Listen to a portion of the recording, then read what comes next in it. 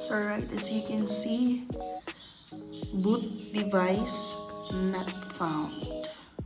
So all you have to do is just to click on your HP laptop F10.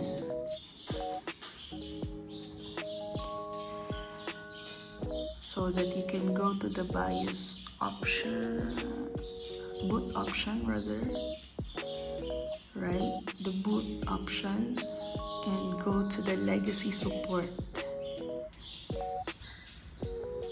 Legacy support, enable this one, click enter, enable,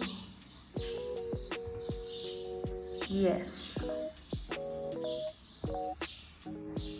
Alright, and then let's exit, yes, and let's wait.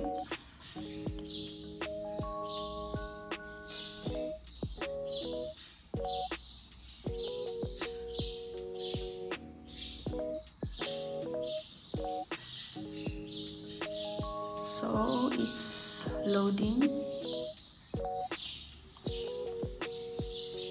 Try to see if we did fix it.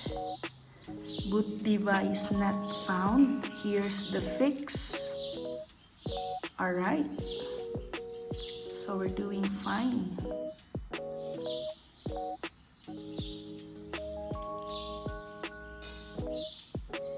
Let's wait until it completely loads.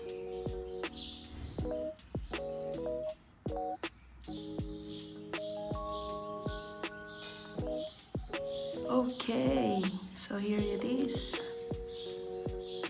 So that's how to fix boot device not found on your HP laptop.